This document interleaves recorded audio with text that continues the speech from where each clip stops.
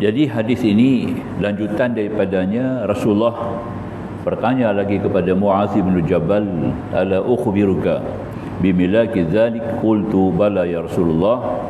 Maukah lagi kamu aku khabar kepada kamu wahai Mu'adz dengan pengampu dan penyokong yang tersebut itu? Ya.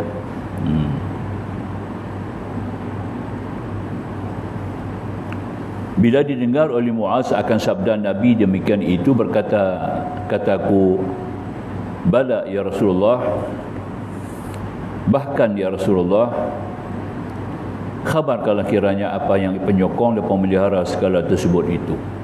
Ya. Jadi maknanya kesimpulan pada hadis inilah keseluruhannya, secara akhirnya Rasulullah menyebut, yakni sampai kepada kemuncak ataupun pengawal bagi segalanya. Kalau rumah ni kita kata pagar, kalau rumah kita kata pagar, sampai kesudahnya dah habis, dah siap dah rumah apa semua. Jadi yang perlunya adalah kawalan. Kita perlu kepada kawalan. Jadi rumah tu kita perlu kepada diberikan pagar perlindungan.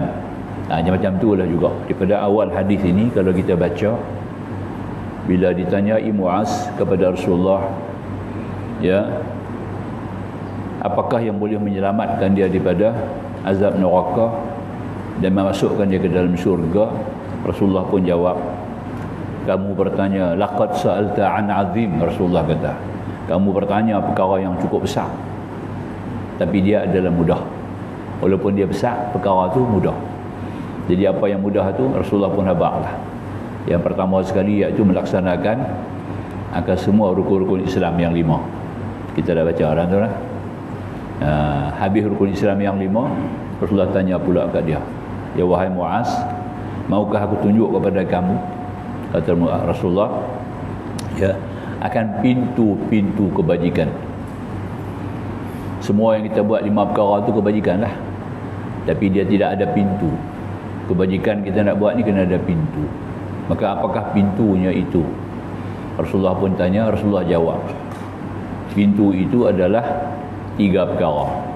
Yang pertama puasa sunat, yang kedua sembahyang malam, yang ketiga sedekah. 3 perkara tu kalau kita buat, barulah semua kebajikan kita buat tu memberi makna, memberi erti dan berpengaruh pada diri kita. Ya. 3 perkara tu cukup besar. Baik, selesai yang tu, baru Rasulullah tanya pula kali ketiga ni. Bila kamu dah dapat kebajikan, dah jumpa pintu kebajikan, kena ada kawalan. Biar semua kita buat kebajikan itu kekal diterima oleh Allah Subhanahu Wa Taala, menjadi sesuatu yang berbaloi, diberikan imbalan pahala ganjaran kepada kita. Jadi bagaimana kita nak jaga, nak kawal semua tu supaya tidak rosak, tidak hilang, tidak pupus ataupun tidak jadi sia-sia. Inilah dia, ya. Jadi sampai kepada bimilaki dzalik, bimilak ni maknanya kita sampai kepada klimak dia, sampai kepada kemuncak dia. Ya, kalau kita makan ni kemuncak dia kenyang. Ya, bunyi belahak. Tu kemuncak. Kalau tidur ni berdekah lah, ya. Lena sedap. Itu kemuncak dia. Hang ni tidur sampai tak sedap. Ya, bunyi apa pun tak sedap, hilang terus sampai kemuncak dia. Macam tu dah juga. Bila kita buat semua ibadat ni sampai kepada kemuncak dia. Itu kata Rasulullah, ya. Jadi khabarkan kiranya. Maka Nabi pun memegang tangan dia. Memegang tangan, memegang ia akan lidah. Nabi pegang lidah Nabi. Lidahnya dan sabda Nabi. Nabi pegang lidah Nabi sendiri. Ya. Fa akhadha bilisani. Ya. Rasulullah pegang lidah dia. Ya. Qala kufa alaika hadza. Tahan olehmu akan dirimu akan lidah ni. Yang ni lah paling penting sekali. Ya. Semua kebajikan perkara yang kita buat ni tuan-tuan dan puan-puan adalah balik kepada asalnya. Kalau nak kita jaga lidah kita, habis semua ibadah rosak. Ya, contoh kita mengumpat lah.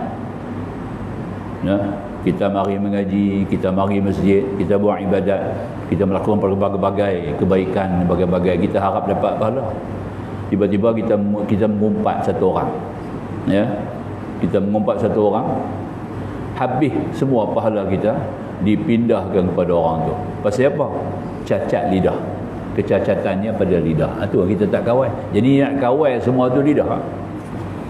Paling penting balik kepada lidah, ya. Itu yang paling penting tadi ni. Tahan oleh muatan lidahmu dirimu akan lidah ini, jangan ia berkata dengan perkataan busuk dan jahat seperti perkataan kufur dan perkataan maksiat. Jangan kata tak ada Tuhan, tak ada Muhammad, tak ada kiamat dunia ini, tak ada siksa akhirat dan lainnya, sampai boleh bawa kepada murtad. Ya, lidah ni juga boleh membawa kepada murtad, kepada kufur. Ya. Kalau tidak, paling-paling tidak pun hilang pahala, pindah. Ya. Hasan Al-Bisri, seorang tabi'in, murid kepada Abdullah ibnu Abbas radhiyallahu ta'ala anhuma, murid kanan seorang ulama yang cukup hebat, besar, awal daripada Al-Imam Syafi'i lagi. Beliau satu hari ada orang mengumpat kat dia lah, ada orang mengumpat, maka tukang bawa cerita pun marilah jumpa dia. Ya tuan guru, tuan syekh, sekian-sekian orang telah kata begini pada tuan. Nampak dah. Dia kata tu semua tak elok lah. Mengumpat ni selalu perkara tak elok. Perkara elok bukan mengumpat, ya. Perkara elok. Dia puji kita, orang bihabang kita, dia puji boy dia mengambil sungguh. Itu lain, itu bukan mengumpat lah. Sebab itu tidak menyakitkan. Orang yang dengar tu seronok, suka. Tapi yang ni dengar tak seronok. Perkara yang menyakitkan. Mungkin sampai kepada buhtan ni makna kata mungkin satu dusta, bohong, jadi fitnah. Itu berat tu. Maka bila Hasan Al-Bisri dengar kawan tu cerita kat dia berkenaan sekian-sekian orang dan mengatakan dia begini-begini, dia tak kata apa. Dia kata, Ustaz ni hang nak balik ni, hang nak pergi jumpa balik ke orang tu. Baik, kalau begitu hang tunggu Ustaz. Dia pergi ambil kurma baik-baik. Kurma yang baik-baik punya kurma, dia buat mai bungkus elok. Dia kata hang bawa kurma ni pergi jumpa orang tadi, hang bagi kat dia. Hang kata kat dia aku hadiah kat dia. Yang tu aja. Ya. Jadi orang yang tolong bawa tadi ni tak kata apalah, bawa lah kurma tu pergi dekat orang yang mengumpat tadi.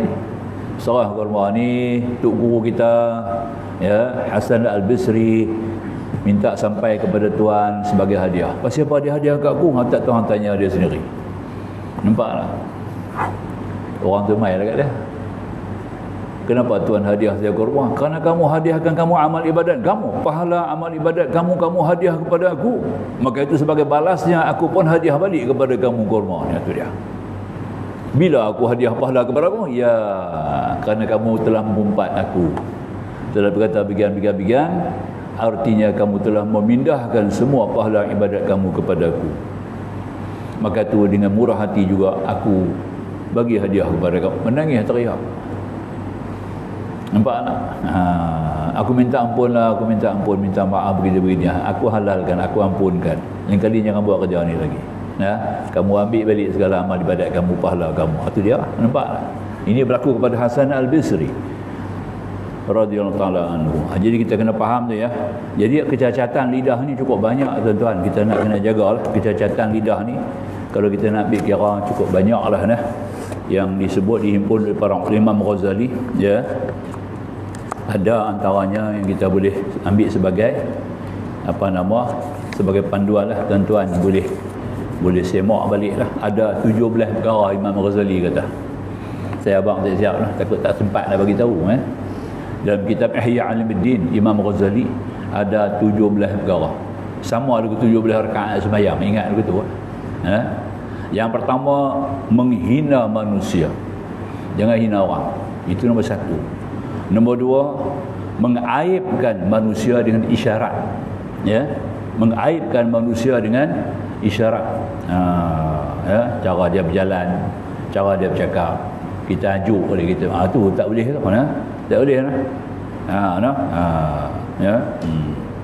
Kemudian yang ketiga, memberi gelaran manusia, gelaran-gelaran yang buruk yang boleh menyinggung perasaan dia. Ya, kita memberi gelaran-gelaran yang buruk kepada dia. Ya, bagi gelaran yang baik-baik tak apalah. Gelaran yang buruk tak boleh lah. Ya. Yang keempat, kita mengumpat dia. Ya, menggunjing dan juga mencacatkan manusia. Mengumpat, ya, ghibah dia panggil. Yang kelima, fitnah. Buat fitnah bagi ada perkara-perkara yang tidak ada, membawakan kerugian besar kepada orang yang difitnah tadi. Yang keenam, kita mengada-ngadakan yang tidak-tidak. Mereka-mereka apa yang tidak ada pada dia. Ya, tidaklah. Dia tu adalah kekurangan sikit, kita pergi panjang lagi, pergi berberat bagi kekurangan tu. Tidak. Yang ketujuh, memperbincangkan keaiban manusia, keaiban diri sendiri pun tak boleh. Kita cerita keaib kita pun tak boleh ke orang. Nampak tak? Tak boleh Allah dah lindung tutup aib kita, kita pergi habaq ke orang pula. Ya. Seboleh-boleh kita nak lindung aib kita tu. Sudah kita kenal aib, kita kena rawatlah. Itu antaranya. Jadi memperbincang keaiban manusia. Yang ke-8, kita bersumpah. Sumpah palsu, ini dosa besar.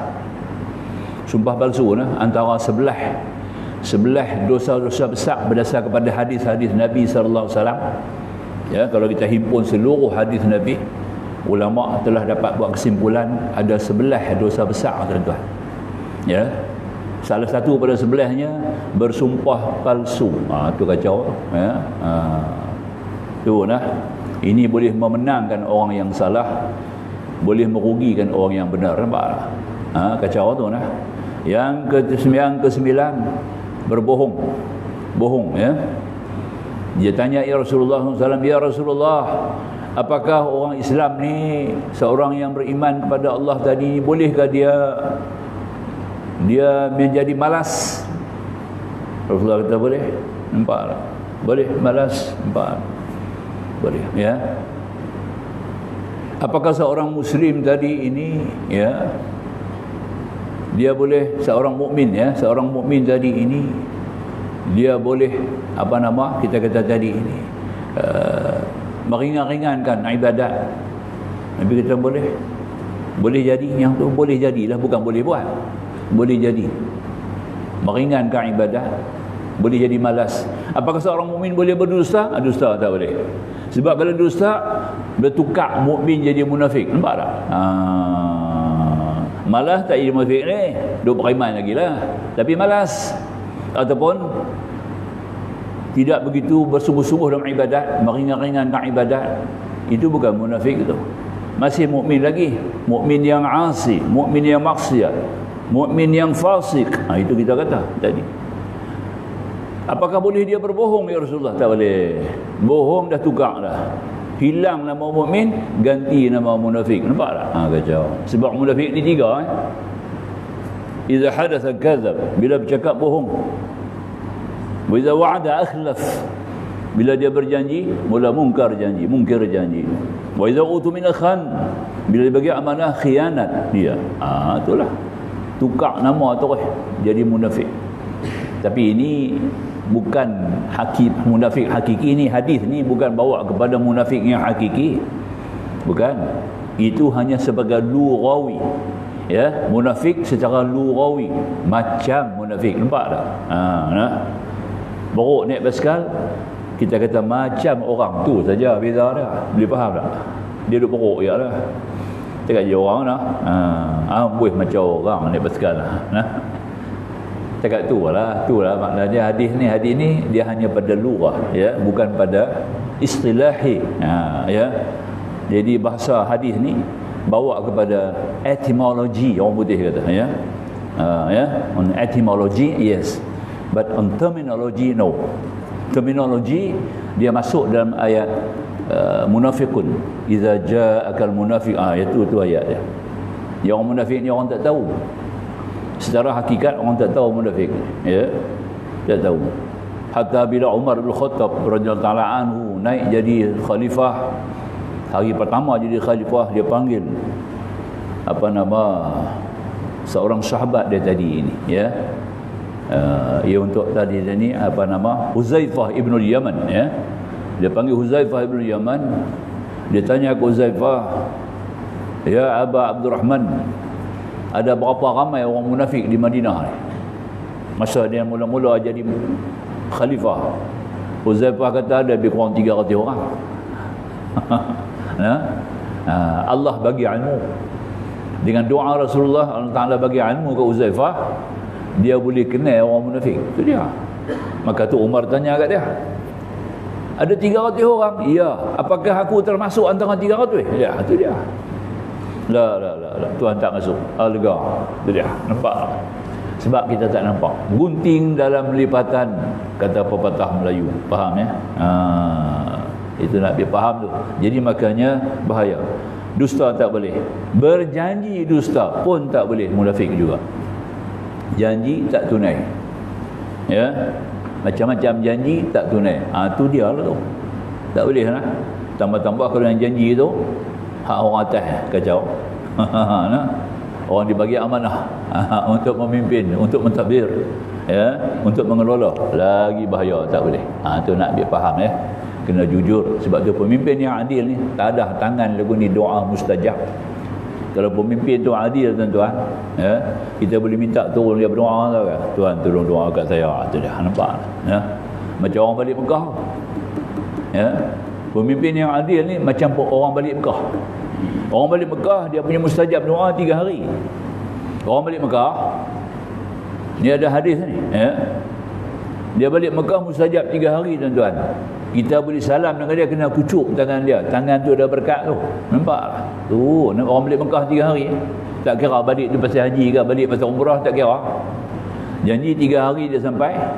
Tolak hari balik dengan hari keluar, tak samalah. Unrecorded leave dia kata. 3 hari mutlak kita boleh minta suruh dia berdoa. Nampak? Saya ada ceramah ni, saya buat keluar bab ni. Masa tu Mufti Pulau Pinang. Mufti Pulau Pinang yang ketiga, ya. Tuan Guru Haji Ahmad Hashim ganti orang penaga, ya. Tuan Haji Rashid ya, ganti. Saya buat ceramah, dia ada mufti tu, dengar ceramah saya, ceramah Maulid. Saya bercakap barak bab ni, dia tanya, Ustaz saya ambil di mana ni? Saya tak pernah dengar, mufti tanya. Saya kata ada hadis, nampak ada hadis Ibnu Sunni, saya kata ada. Sekian-sekian kitab, buka. Ya. Buka kitab.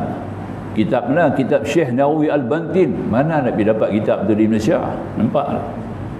Cuma ada Nihayatul Zin je. Di Malaysia ni Nihayatul Zin je. Satu kitab tu ya ada sampai. Yang lain tak sampai. Yang lain semua ada di Mekah. Di Madura adalah orang Madura, ulama-ulama bawa balik daripada sana. Saya pun dapat daripada Madura juga kitab tu. Ya, ulama-ulama dia bawa balik. Syekh Nawawi Al-Bantin tu. Hebat ya. Kalau orang mengaji bahasa Arab ya, kitab Munjid bahasa Arab tu terbaik. Munjid ya. Munjid.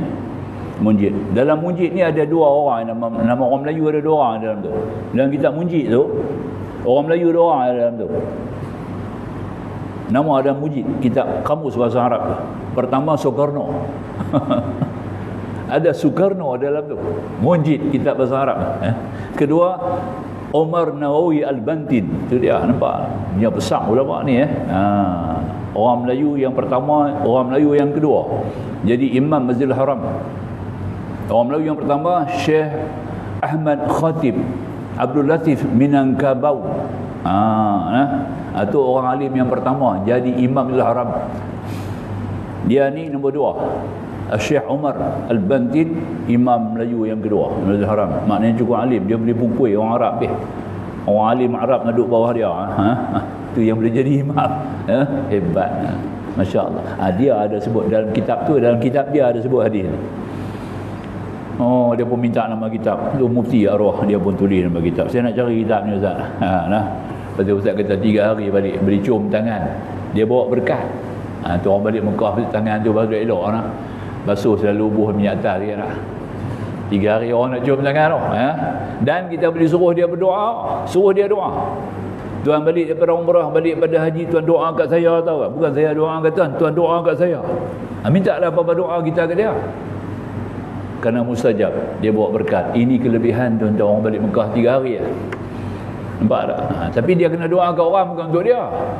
Nampak tak? Siapa-siapa ambil ziarah dia.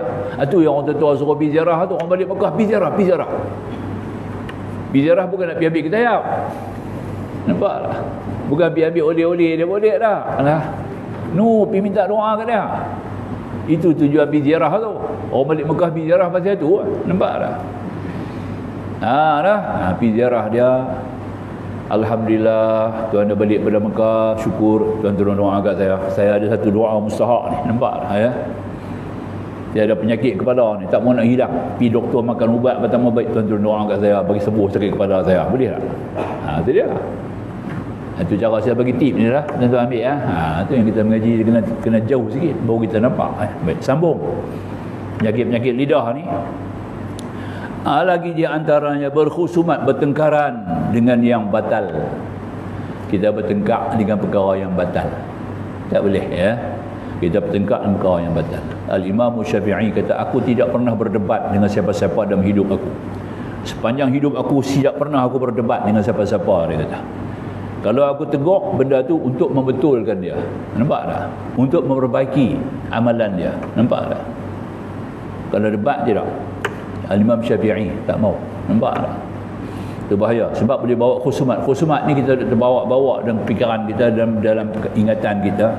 Di atas kebencian kita kepada orang tu. Nampak tak? Ini boleh bawa kepada kita mengambil langkahan hasad. Ya, akan mula kita akan jadi dia izharu syamatah, nak tengok turun bala musibat ke dia. Nampak tak? Orang yang bagi kalah kita tu berdebat tu, dia menang kita kalah, kita sakit hati kat dia. Nampak tak? Kita reka cari jalan apa nak bagi kena kat dia nah. Orang terkena apa-apa ke lega. Nampak? Itu dia panggil izharu syamatah, duk tunggu bila nak tepuk tangan, nak tengok seronok. Kemudian yang ke-11, bergurau senda yang batil. Tambah-tambah di televisyen duk tunjuk lawak-lawak tu lagi tak kena. Jangan duk pergi tengoklah benda tu semua tuan-tuan. Ya, raja lawak apa lawak, jangan duk pergi tengok. Sengaja buat lawak, ya. Tak kena mengena, jangan duk pergi tengoklah. Orang beriman dia tak akan tengok benda-benda tu semua, ya. Itu dia tu, bersenda gurau yang membawa kepada kebatilan, membawa kepada kerugian dan lara, paling tidak lara sia-sia. 1 jam buang masa duduk tengok dia, nampak? Ya, sayang, bukan boleh dapat balik 1 jam dah. Kemudian yang ke-12, maki hamun nista, keluar kata-kata yang keji. Nampak tak? Ya, orang Islam ni dia kena keluar kalimah yang baik. Wa qulu lin-nasil husna, ada sebut dalam Al-Quran, surah Al-Baqarah. Wa qulu lin-nasil husna. Itu dia. Itu dia. Yang ke-13, kita membangkitkan pemberian ungkit mengungkit. Tak boleh. Ungkit ni tiga pihak yang boleh ungkit. Nampak tak? 3 pihak boleh ungkit. Yang pertama bapak boleh ungkit apa yang dia bagi kat anak, minta balik barang dia bagi, boleh ambil balik, bukan buruk siku. Bapak boleh. Nombor 2, tok guru boleh ungkit kepada murid dia. Nampak? Aku mengajak dia daripada mula sampai tak reti apa sampai dah reti. Nampak? Itu dia. Tu guru boleh. Nombor 3, Allah Subhanahu Wa Taala. Tu Allah banyak ungkit dalam Quran. Dia ayat. 3 pihak ni boleh mengungkit. Bagi barang boleh ambil balik. Allah boleh ambil balik, dia bagi barang. Betul tak? Bapak kita bagi barang boleh ambil balik. Nampak? Itu dia. Satu orang nak pergi Mekah. Di Mekah belah dekat 200 ekor burung merpati, German pigeon. Tu dia besar. Nak pergi Mekah ke mana? Duduk ada burung kat dia. Nak lepas tak kena lah. Macam mana nak jual, orang tak mau beli semua. Dekat seekor 2 mau beli. Dia pergi Mekah tak boleh. Setahun tak pergi Mekah. Mai kali tahun kedua. Macam mana nak buat? Saya kata hang bagi ya. Bagi kat anak hang. Dia kata, ada anak lelaki tak? Ada. Tukar milik je. Hibah mutlak dia panggil. Nampak tak? Bukan hibah amanah, hibah mutlak. Bagi terus. Itu bab muamalah, bab fiqah ada 3 hibah. Nampak tak ya? Bagi kat hang. Tak gitu kan, bagilah. Habis tu macam mana Ustaz? Hang balik besok minta balik. Dia kata, dah. Boleh ke? Boleh. Bapak boleh minta balik. Tapi hang dengan abang dia. Abang dia tak mau. Nampak tak? Dia pun balik-balik cuk usuk dengan anak dia lah. Cuk ni ayah bagi kat cuk hibah nah 200 ekor burung, 200 berapa ekor lah. Betul ke ayah? Apa hibah? Hibah nah. Bukan jual hibah. Hibah ni bagi lah. Hibah mutlak pula tu. Nampak tak? Dah. Tak tabung haji duk bagi kita, bukan dividen, tu hibah mutlak lah. Tabung haji duk bagi kan, tiap-tiap tahun dapat kan. 3%, 4% dapat lah. Itu dia panggil hibah mutlak. Bukan dividen. Jangan salah faham lah. baru dia pakai gaji tu. Saya dah habaq dulu kat depan rumah. Nampak dia kata dia parti ya, ustaz kata apa dia tahu lah apa dia buat kata. Nampak ini baru sedap. Baik, Yalah. Alhamdulillah bapak dia berselamat balik mai. Tu macam mana ustaz Hampir minta balik. Cuk, mai balik borong. Tak boleh, ayah dah bagi kat saya. Boleh, aku dah tanya tu lah. Nampak? Hukum dia boleh. Tak aci aku tu ya. Tak aci aku mau balik borong. Aku mau bagi balik. Nampak? Korang 6 ekor. Dia jual dah. 6 ekor. Nampak? Tak apa lah, dapat balik. Nampak? Tu, pengambil tu, ayah tu bagi balik kat dia lah. Hang belah lah pula. Aku bagi kat hang terus ya. Belah. Nampak tak? Cantik ya. Bapak pun tengok anak tu bagus, jujur, ikhlas, bagi balik. Pak pun tak larat lah nak tengok ya. Tu dah. Senang nak pergi umrah apa tak tersangkut lagi dah. Kau tidak sangkut pula nak pergi umrah kan. Tu antaranya kita nak faham ni ya. Sebab kena mengaji. Membangkit-bangkitkan pemberian tak boleh. Yang ke-14 menghardik anak yatim ya. Ya. Fadzalika la tolak yad'ul yatim, tolak anak yatim, pih jauh-jauh dengan kawan. Abang kat nah dengan kawan anak yatim ni, anak dia tak ada bapaknya. Tak boleh sepatutnya kita kena bagi nasihat. Anak kita, cucu kita hampir sekolah besok, hang jumpa anak-anak yatim, hang bantu nak. Pak bagi hang RM3, hang bagilah kat dia RM1, ambil RM2. Nampak tak? Dia tak ada makan, hang tolong beli makan. Ayah bagi sikit duit. Patut membuat begitu. Nampak tak? Cantik kita, rezeki mari murah. Sampai tahap tu lah tolong anak yatim. Ni tak pergi tolak anak yatim terus, pergi jauh-jauh, jangan bercampur. Sebab dalam budaya Arab memang dipahina anak yatim. Dalam budaya Arab ni tuan-tuan, sampai sekarang tak tahu pasal apa ni Arab ni antara sikap depa yang paling buruk, depa cukup pandang rendah kepada anak yatim. Nampak tak ya? Itulah ya. Anak yatim ni pun berlaku dia lain sikit tau. Dia perangai dia sikit lain sikit lah. Masa ada pak dia lain, dia tak ada pak perangai lain sikit tau. Kalau kita belah dia pun jenuh je. Nak kena sabar. Itulah agaknya kau abtar, Arab kata abtar, putus, tak ada keturunan. Ya. Jadi pendek kata tak betul lah. Antaranya lagi melahirkan syamatah. Melahirkan izharu syamatah ni, kita suka tengok orang kena bala. Suka tengok, tambah pula orang kena bala tu kita tak suka, kita benci kat dia. Nampak tak? Hang tak dengar orang kita jadi apa? Kedai dia kena tutup, Allah degak.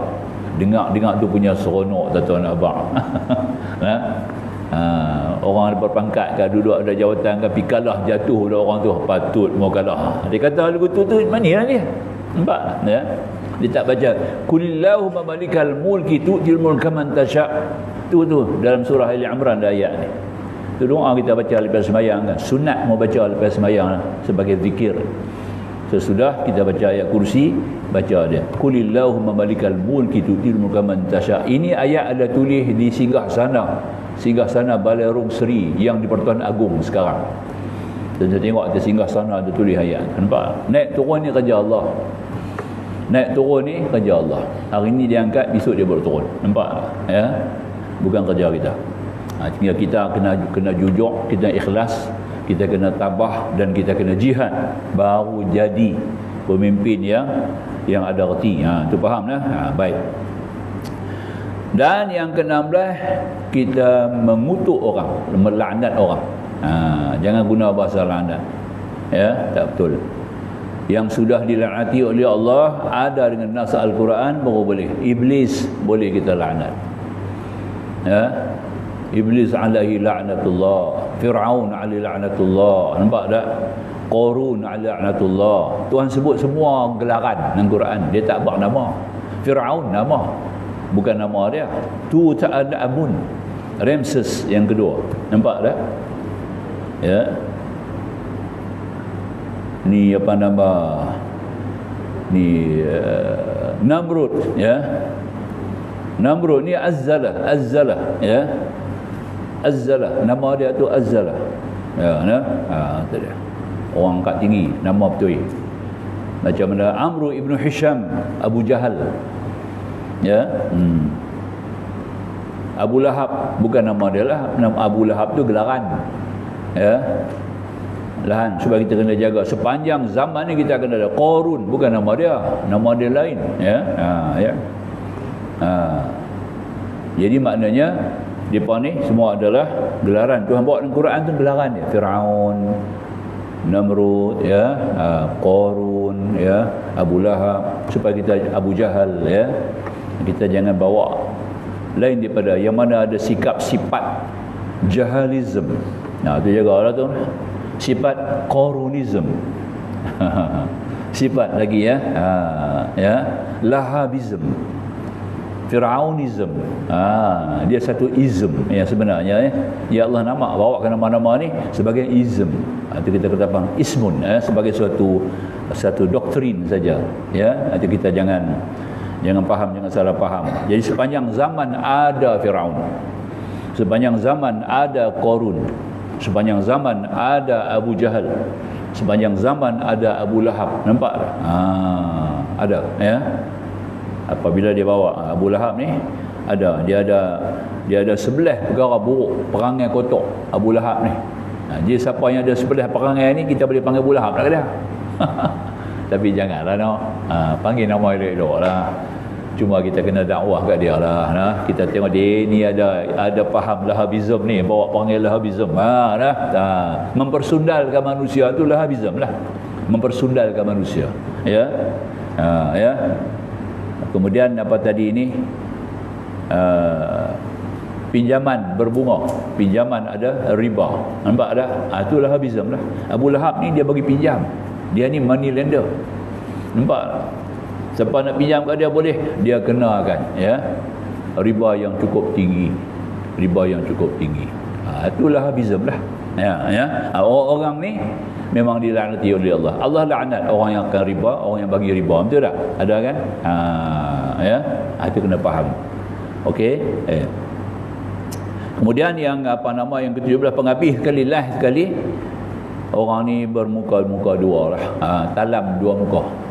Itulah 17 perkara tuan-tuan, 17 afatul lisan dia panggil, kata Imam Ghazali dalam Ihya Ulumuddin. Itulah Nabi sallallahu alaihi wasallam kata dekat Muaz bin Jabal, kena jaga lidah daripada 17 perkara ni lah.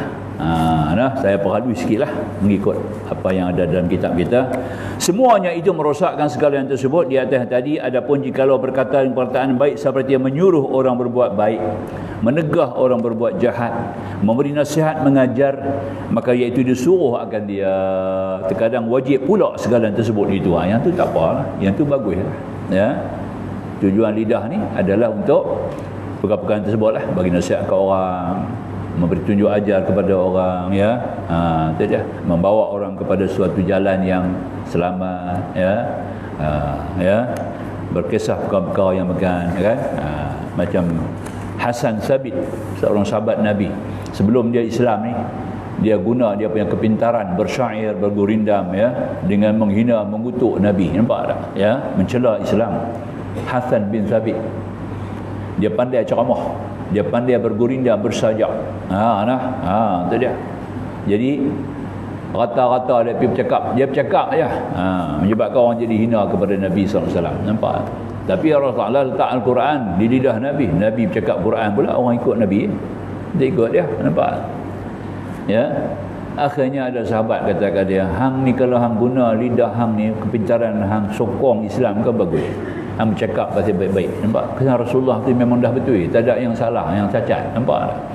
Tak ada yang kurang, yang cacat kepada Nabi, kepada Muhammad ni. Semuanya betul ya belakang. Kenapa tidak? Hang gunakan ilmu hang, pitah lidah hang, fasih berkata-kata, gurindam sajak ni, ya, meninggi mendaulahkan Islam.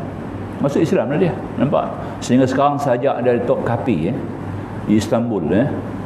Di Museum Tokapi ada dia punya, di Paris pun ada, Paris, ya, Museum Paris ada, ya, sajak Hasan bin Sabit. Yang tu semua sajak memuji Islam lah, memuji Nabi, memuji kebenaran Islam, bagai-bagai kan, kemenangannya, ya. Itu dia tu, ya. Baik, sambung lagi lah. Faqultu ya Nabi Allah wa inna lamu'akhadhuna bima natakallamu bih.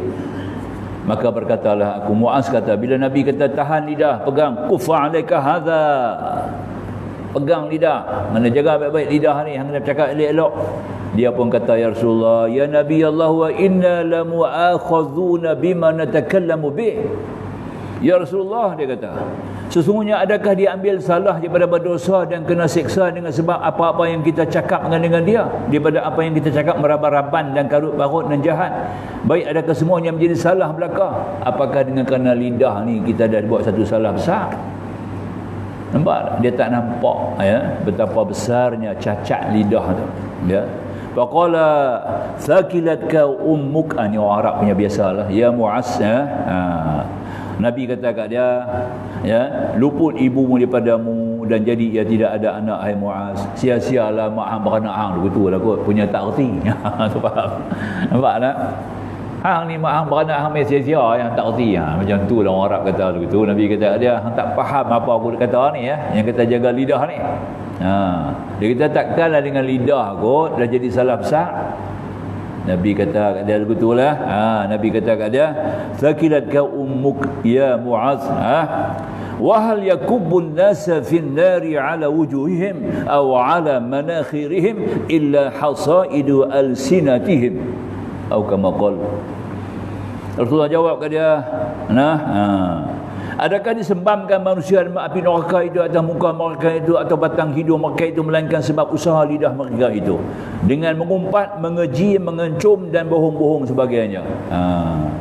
Manusia yang akan disembamkan muka daripada neraka, mereka akan berjalan dengan muka di atas jambatan as-sirat mustaqim. Golongan ni lah golongan yang lidahnya jadi ni tak baik, lidahnya cacat. Banyak melibatkan dengan afatul lisan, ya. Silakan muazin dengan segala hormat mengumandangkan azan, silakan.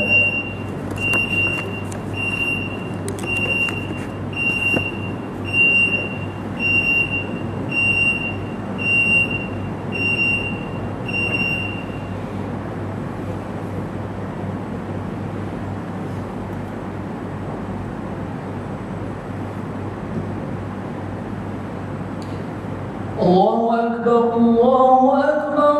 Allahu Akbar, marhaban qali wassalam. Allahu Akbar, Allahu Akbar. Allahu Akbar, marhaban qali wassalam. Ashhadu an la ilaha illallah. Asyhadu an la ilaha illallah. أشهد أن لا إله إلا الله.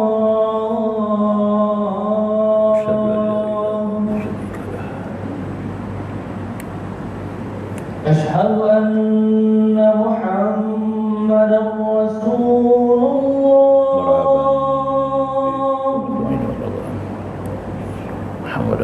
أشهد أن محمدا رسول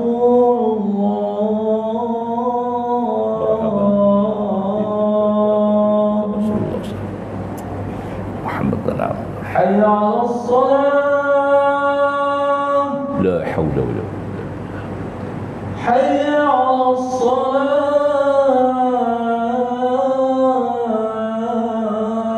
لا حول ولا قوة بالله. حي على الفلاح. ولا حول ولا قوة إلا بالله. وجعل المفلحين. حي على الفلاح.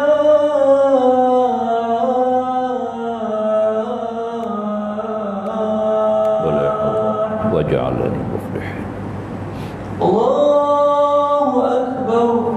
الله أكبر. الله. لا إله إلا الله.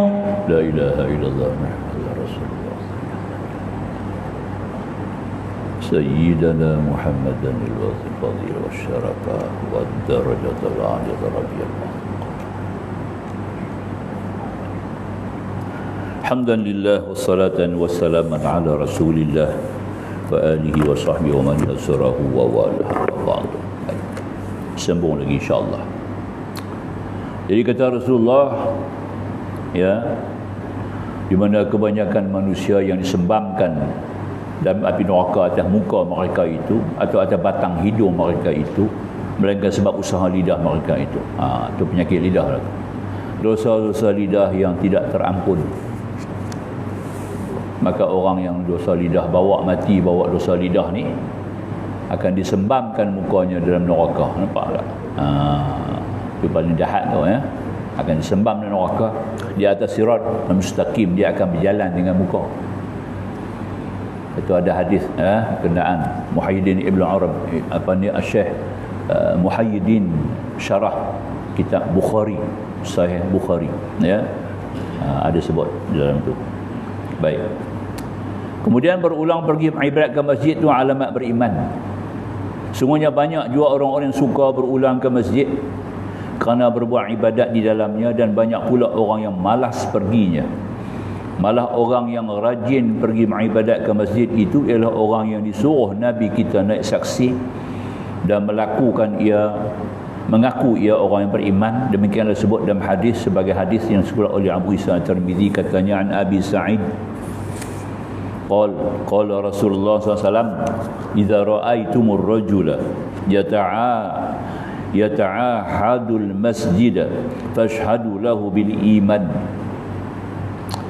Daripada Abu Sa'id Al-Khudri radhiyallahu ta'ala anhu, katanya telah bersabda baginda besar Rasulullah SAW, apabila melihat sekalian kamu akan seorang laki-laki berulang-alik pergi ke masjid sembahyang dan berbuat ibadat di sana, maka nak saksi sekalian kamu baginya dengan beriman. Kita tengok orang naik turun masjid tu, kita sudah nak saksi kita dia beriman lah. Terus saya tanya, ada pergi pasal apa? Kadang pergi nak curi kasut. Dia rajin berulang ambil masjid ni, lepas tu curi kasut, tu ada juga. Kita tak tahu tak apalah. Yang kita ambil kira Nabi kata ni, ambil secara kasar, secara dasarnya, secara lazimnya. Bila kamu tengok orang duk berulang alik naik masjid tu, kata Nabi, fashhadu lahu bil iman, maka nak saksilah dia sudah beriman. Nampak tak?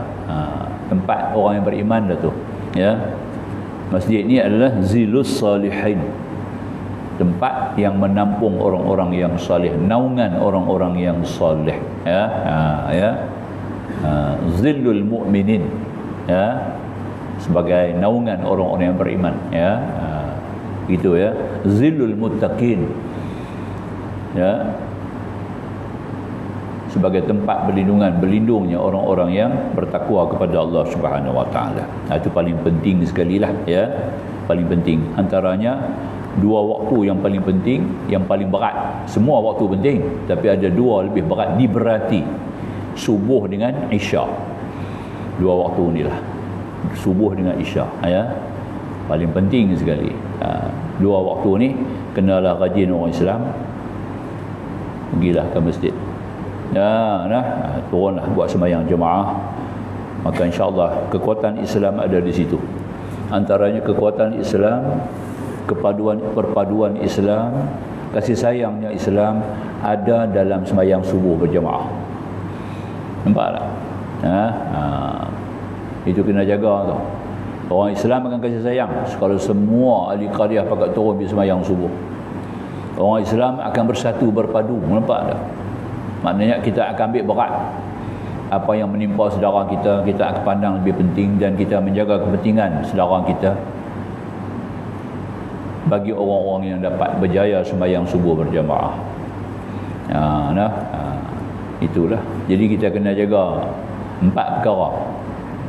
Bagi sembahyang subuh, bagi sembahyang Isya, bagi sembahyang jamaah, umumnya empat perkara tuan-tuan kena jagalah. Pertama sekali, tuan-tuan kena jaga waktu. Awal waktu itu paling penting. Baru boleh dapat pahala 25-27. 25 untuk Zuhur dengan Asar. 27 Maghrib, Isya, Subuh, ada 27. Zuhur, Asar 25. Nampak tak? Pasal apa 25? Pertama nak korang dua. Satu mengata amin, amin tak ada. Zuhur, Asar tak ada amin, tak ada. Pasal tak dengar. Kedua, tak dengar tak imam baca secara jahar. Jadi dua korang kan tu. Sebab tu Zuhur, Asar 25. Ya. Maghrib, Isya, subuh 27. Ibnu Hajar Asqalani dalam Fathul Bari Syarah Bukhari Al-Buqa dalam kitab tu ada cerita ni. Dia ada bawa 25 27 tu dia bawa. Ya. Salah tak satu orang ulama tu aja bawa kitab tu ya ada. Ya. Fathul Bari Syarah Sahih Bukhari oleh Ibnu Hajar Asqalani. Nah ulama besar. Ya. Disebut sebagai Syekhul Islam. Dia mendapat gelaran sebagai Syekhul Islam. Ada 7 orang Syekhul Islam. 7 orang ulama Syekhul Islam. Dia salah seorang daripada yang 7 lah. Ibnu Hajar Asqalani. Hebat tuan-tuan boleh buka. Kitab tu ada terjemahan dalam Indonesia. Orang Indonesia ada buat terjemahan Fathul Bari tu, ya. Banyak tak silap saya ada 18 volume, 18 jilid. Jenuh. Tengok-tengok 18 tak dibeli. Banyak nak baca. Pasal dia dulu tu. Dia sendiri pada awal dulu tu. Nampak tak? Panggil-panggil Ibnu Hajar. Ya. Dia pergi mengaji, bawa dia hantar pergi mengaji. Dia dah renung. Tok guru tu tua lah. Belakang Tok Guru kitab, ya Allah. Kitab belakang Tok Guru tu punya penuh, dia kata. Tua lagu ni pun tak habis baca kitab, dia kata. Aku yang muda macam mana, dia kata. Tak larat nak mengaji. Lari tak mengaji. Dia tak mengaji. Tiap-tiap pagi pak dia hantar dia bukan dia pergi madrasah, dia pergi duduk tepi sungai. Nampak? Petang ni dia balik. Dia tengok anak ikan duduk lompat. Ramal ya. Duduk ramal. Ibnu Hajar itu kata batu tu. Anak ikan duduk lompat, ayak duduk lawan ayak terjun. Ikan kecil ni tak bergalah-galah, dia kata. Duduk macam tu ya, tak mengalah-galah. Dia duduk ramal juga, nak naik ramal ya. Ibnu Ramli yang tu. Nampak? Ibnu Hajar ni ayak jatuh daripada batu atas, menitik atas satu batu. Batu tu berlubang. Dia tengok lubang tu kena ayak. Nampak ya? Ayak menitik daripada atas. Tak menitik. Nampak batu tu berlubang. Dia kata, aku kepala ni lembut. Dia kata, batunya keras pun berlubang. Ni kepala yang lembut ni. Tak boleh jadi. Tu patah pergi mengaji balik. Pergi mengaji balik. 2 bulan dia buat kerja tu. Dia tak mengaji 2 bulan lari. Tok Guru tak tanya. Nampak? Lepas 2 bulan baru pergi. Penghabis baru dia abang Tok Guru dia. Tak mana dia dapat. Maka Tok Guru panggil Ibnu Hajar dekat dia. Nampak? Anak batu. Asqalani. Masya Allah. Ulama besar. Tuan, baik. Saja kita cerita lah dia punya kedudukan. Jadi makanya disebut dulu. Kemudian yang kata tadi ini فإن الله تعالى يقول إنما يأمر مساجد الله من آمن بالله واليوم الآخر وأقام الصلاة وآتى الزكاة إلى آخر الآية. Ya, kerana bahwasanya Allah Taala berfirman di dalam Al-Quran, sabda firman Allah, hanya sahaja yang mengisi, yang mengimarahkan masjid-masjid Allah tu orang yang percaya kepada Allah dengan hari kemudian, ya, dan menunaikan sembahyang, memberi zakat. Ayat ni lah dia kata orang yang beriman kepada Allah ni antaranya mereka akan mengimarahkan masjid. Mengimarahkan masjid pertama untuk berjamaah, yang kedua untuk menimba ilmu. Masjid ni sebagai ruh masjid adalah majlis ilmu, tu ada ruh masjid. Sembahyang jamaah tu nadi masjid, nampak tak? Tak ada nadi, tak ada jantung, mati lah. Nampak tak? Dia kena ada nadi. Sembahyang jemaah tu nadi masjid. Majlis ilmu tu ruh masjid. Tak ada majlis ilmu masjid, tak ada ruh. Habis. Nampak tak? Jadi bangkai. Tak ada nilai dengan bangunan-bangunan lain. Nampak tak? Itu yang jadinya. Maka akan datanglah bala musibah boleh sebut tadi itu. Itulah ni antara perkara yang boleh kita sebut di sini tuan-tuan, insya-Allah. Jadi kita tangguh dulu lah, cakap tu lah. InsyaAllah kita akan tanggung, kita sambung pada bulan depan, pada penghujung bulan ni pula, pada hari Rabu yang keempat, pada kitab, ya, Quran Masail insya-Allah. Kita fiqh pula Quran Masail. Kita kat tu dulu dan nanti lepas sembahyang Isya ada tahlil minta tuan imam kita ya Ustaz Al-Fadil Ustaz Syahduan tolong bawa Abdul Hafiz dia tolong bawa ya boleh Ustaz tak larat ya ni alim ni kita punya Ustaz Syahduan ni dia orang imam yang berilmu hafiz Quran lagi insyaallah baik insyaallah ya kita jumpa nanti. Aku qauli hadza astaghfirullahal azim li wa lakum akhirul kalam wallahu subhanahu wa ta'ala a'lam. Bismillahirrahmanirrahim. Alhamdulillahil alamin wassalatu wassalamu ala asyrafil mursalin نبينا محمد وآله وصحبه أجمعين سبحانك لا علم لنا إلا ما علمتنا إنك أنت العليم الحكيم رب اشرح لنا صدورنا ويسر لنا أمورنا ربنا زدنا علما وارزقنا فهما ربنا آتنا في الدنيا حسنة وفي الآخرة حسنة وقنا عذاب النار والحمد لله العالمين. السلام عليكم ورحمة الله وبركاته.